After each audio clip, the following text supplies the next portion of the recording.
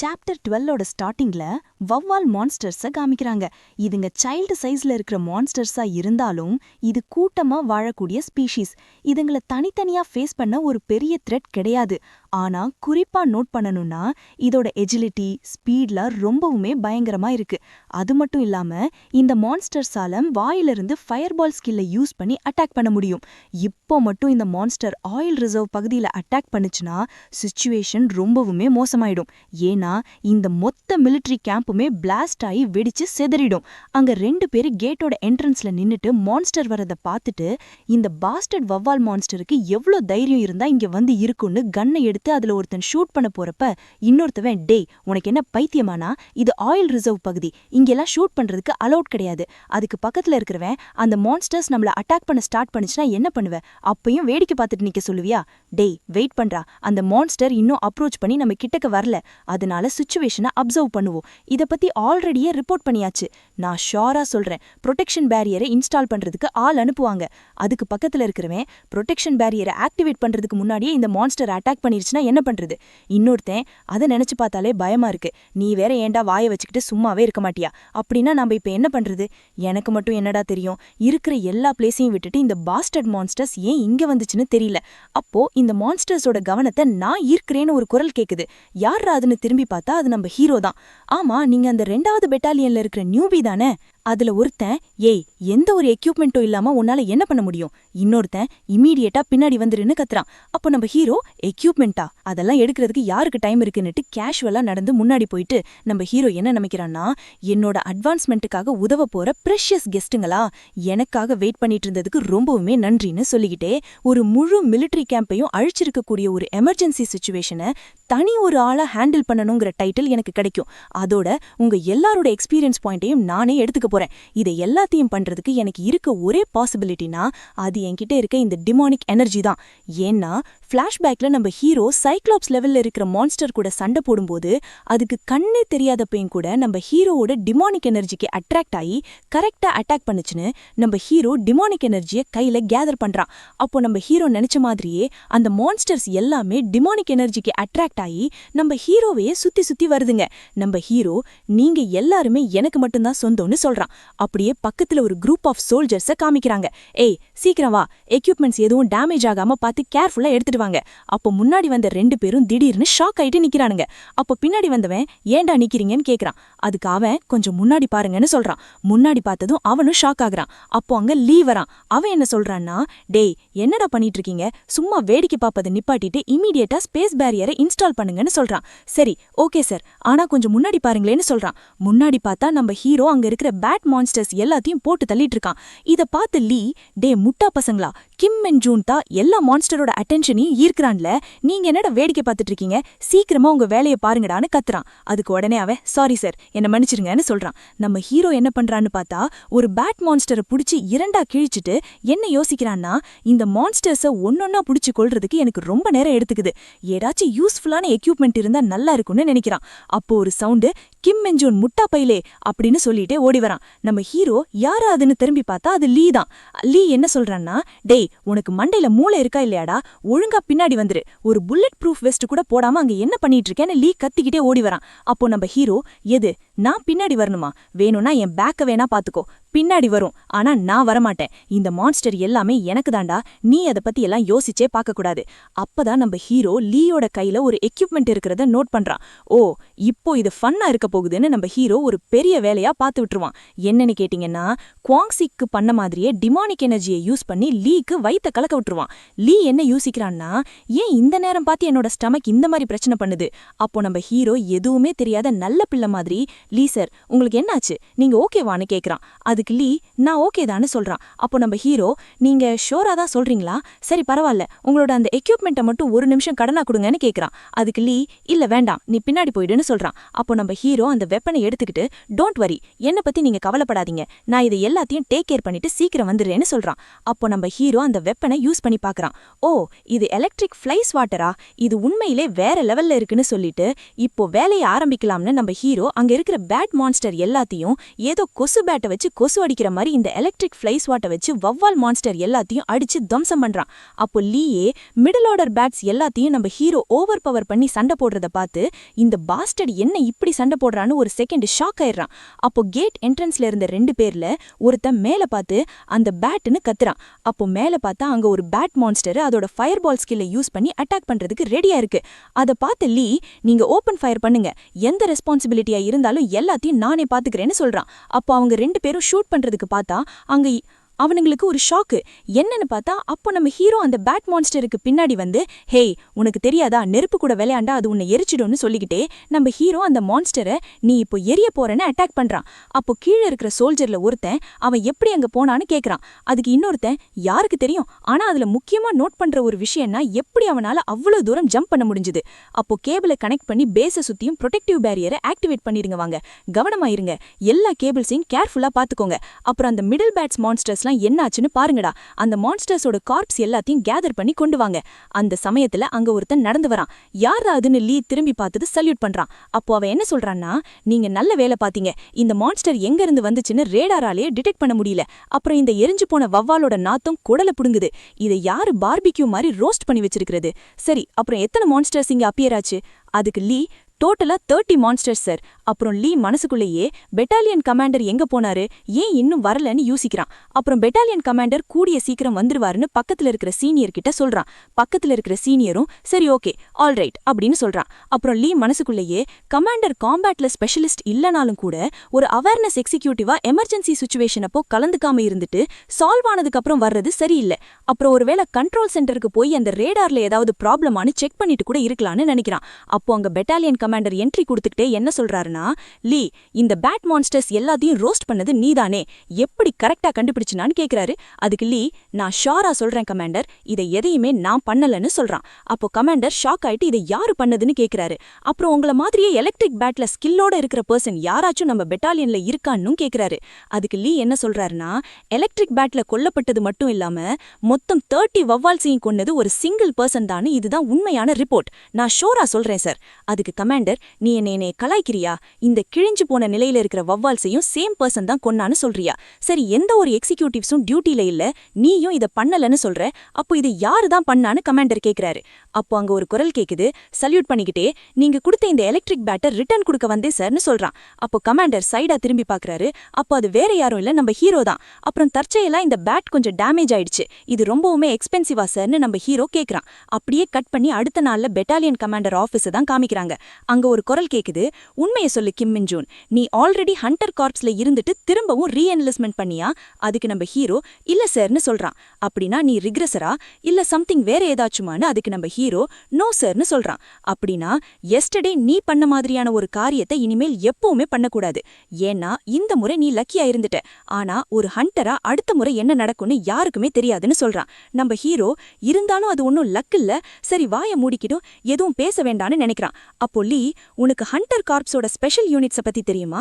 இதுல டிஃப்ரெண்டான டிவிஷன்ஸ் இருக்கக்கூடிய 4 பெட்டாலியன் இருக்கு. First battalion, second battalion, third battalion, fourth பெட்டாலியன்னு இத்தனை பெட்டாலியன்ஸ் இருந்தாலும் கூட நார்மல் மிலிட்டரி சோல்ஜர்ஸோட எண்ணிக்கையில கம்பேர் பண்ணா நம்ம கிட்ட ஆட்கள் ரொம்பவுமே கம்மி. அது மட்டும் இல்லாம இதுல இருக்கிற அவேக்கன் ஆனவங்களும் ரீஎன்லிஸ்ட்மெண்ட் பண்ணவங்கன்னு யாருமே கிடையாது. நம்ம ஹீரோ இத பத்தி எதுக்குடா இப்போ பேசிக்கிட்டு இருக்கேன்னு நினைக்கிறான். கம்மியான ஆட்கள் இருந்தாலும் கூட எப்படி மேனேஜ் பண்றாங்கன்னு உனக்கு தெரியுமா? ஏன்னா ஹண்டர் கார்ப்ஸ்ல இருக்க ஒவ்வொரு சிங்கிள் பர்சனும் அவேக்கன் ஆனவங்க. அது மட்டும் இல்லாம பேட்டில் ஃபீல்டில் சண்டை போடாம இருக்க administration, monster theory, tactics, weapon research இந்த மாதிரியான ஃபீல்டில் ஸ்பெஷலைஸா இருக்க நிறைய ஆஃபீஸர்ஸ் இருக்காங்க. ஆனா அவங்க கூட அவேக்கன் ஆனவங்க தான். சரி, ஹண்டர் கார்ப்ஸ்ல உன்னோட டேலண்ட்டை ப்ரூவ் பண்ணி அக்கம்ப்ளிஷ்மெண்ட் பண்ணதான் முன்னேற முடியுங்கிறது உண்மைதான். ஆனா அதை விட முக்கியம் உன்னோட உயிர் தான். ஸோ நீ கேர்ஃபுல்லா இருந்துக்கோன்னு லீ சொல்றான். நம்ம ஹீரோ என்ன நினைக்கிறான்னா, மார்னிங் எந்திரிச்சதும் பெட்டாலியன் கமாண்டர் ஆஃபீஸுக்கு கூப்பிட்டாங்க. சரி, இங்க ஏதாச்சும் குட் நியூஸ் இருக்குன்னு வந்தா இங்க இவன் லெசன் எடுக்கிறன்ற பேர்ல சம்பந்தமே இல்லாம பேசி என்னை சாவடிக்கிறான். அப்படியே கட் பண்ணி ஒரு கார் வரதை தான் காமிக்கிறாங்க. அப்போ அந்த கார்ல ஒரு கான்வர்சேஷன் போகுது. 104வது டிவிஷன்ல எல்லாம் மான்ஸ்டரையும் தோற்கடித்து அந்த சிங்கிள் பர்சன் யாருன்னு கேட்கிறாரு. அதுக்கு பக்கத்துல இருக்கவன் 104வது டிவிஷன்ல 2வது பெட்டாலியன்ல தான் அந்த பர்சன் இருக்கான். சரி வா அப்போ போய் விசிட் பண்ணலான்னு சொல்லிட்டு காரை விட்டு இறங்கி போறாரு. இதோட சாப்டர் 12 முடியுது கைஸ். சாப்டர் 13ஓட ஸ்டார்டிங்ல கர்னல் செகண்ட் பெட்டாலியனை விசிட் பண்றதுக்காக வராரு. அப்போ செகண்ட் பெட்டாலியனோட கமாண்டர் சல்யூட் பண்றாரு. மத்த ஆபீசர்ஸ் எல்லாரும் சல்யூட் பண்ணிட்டே இவர் ஏன் இங்க வந்தாருன்னு முழிச்சுக்கிட்டே நிக்கிறானுங்க. கர்னல் லீ கிட்ட உன்னை பார்த்து ரொம்ப நாளாச்சுன்னு கை கொடுத்துக்கிட்டே நான் கேள்விப்பட்டேன் எஸ்டர்டே நடந்த சுச்சுவேஷனை நீ காமா ஹேண்டில் பண்ணியாமே நல்லா வேலை பார்த்த அதுக்கு லீ தேங்க்யூ சார்னு சொல்றான். அப்போ ஹீரோ இவர்தான் கர்னலா? ஹண்டர் காப்ஸ்ல 2 ஸ்டார் வச்சிருக்க ஒருத்தரை இப்பதான் நான் ஃபர்ஸ்ட் டைமா பாக்குறேன். இவர் எந்த அளவுக்கு ஸ்ட்ராங்கா இருப்பாருன்னு நினைக்கிறான். கர்னல் ஹீரோ கிட்ட வந்து நீதானே கிம்மின்ஜூன்னு கை கொடுத்துக்கிட்டே கேக்குறாரு. நம்ம ஹீரோவும் எஸ் சார்னு சொல்லிக்கிட்டே இவரோட கிரிப் என்ன இந்த அளவுக்கு ஸ்ட்ராங்கா இருக்குன்னு நினைக்கிறான். அப்போ கர்னல் ஹீரோவோட முதுகுல தட்டி கொடுத்துட்டு நீங்க அந்த பேட் மான்ஸ்டர் எங்கிருந்து வந்துச்சுன்னு கண்டுபிடிச்சிங்களான்னு கேக்குறாரு. அதுக்கு கமாண்டர் பெட்டாலியனோட நார்த் சைட்ல 1.2 கிலோமீட்டர்ல அந்த கேட் இருக்குன்னு சொல்றாரு. கர்னலும் சரி ஓகே, அப்போ அந்த ஏரியாவை ரெஸ்ட்ரிக்டட் ஜோனா அறிவிச்சிட்டு அந்த கேட்டோட ரேங்க் பத்தி இன்வெஸ்டிகேட் பண்ணிட்டு ஒன்ஸ் அது என்ன ரேங்க்னு கன்ஃபார்ம் பண்ணதும் டைரக்டா கமாண்டர் ஆஃபீஸ்க்கு இன்ஃபார்ம் பண்ணுங்கன்னு சொல்றாரு. அப்புறம் இந்த ரேடார்ல ஏதோ ப்ராப்ளம்னு கேள்விப்பட்டேன், அது என்ன? அதுக்கு கண்ட்ரோல் சென்டர்ல ஒர்க் பண்ற ஆஃபீஸர் என்ன சொல்றான்னா பெட்டாலியனோட கேட் என்ட்ரன்ஸ்க்கு மான்ஸ்டர் அப்ரோச் பண்ணி வர வரைக்கும் அலாரம் ஆன் ஆகவே இல்ல. அது மட்டும் இல்லாம ரேடார்லயும் எந்த ஒரு மால் ஃபங்க்ஷனும் இல்ல சார். சம்திங் ஏதோ பிளைண்ட் ஸ்பாட் இருக்கும் போல, நாங்க அதை செக் பண்ணிக்கிட்டு இருக்கோம். சரி ஓகே, அப்படின்னா வெப்பன் ஆஃபீஸ்க்கு ரிப்போர்ட் பண்ணிட்டு கூடுதலா 2 ரேடாரை ஃபிக்ஸ் பண்ணுங்க. அப்போ அவன் எஸ் சார்னு தொண்டைக்கிளிய கத்துறான். இத பார்த்த நம்ம ஹீரோ இவனுங்கெல்லாம் இந்த மாதிரி பதட்டத்துல இருக்கிறத பாக்குறதுக்கு ரொம்பவுமே காமெடியா இருக்குன்னு நினைக்கிறான். கர்னல் நம்ம ஹீரோவை பார்த்து கிம்மின்ஜூன் எஸ்டர்டே உண்மையிலே உன்னோட ரெஸ்பான்ஸ் இனிஷியல் ஸ்டேஜ்லயே ரொம்பவுமே குட்டா இருந்துச்சு. ஆனா நீ இன்னுமே கேர்ஃபுல்லா இருந்திருக்கணும்னு உனக்கு தோணலையா?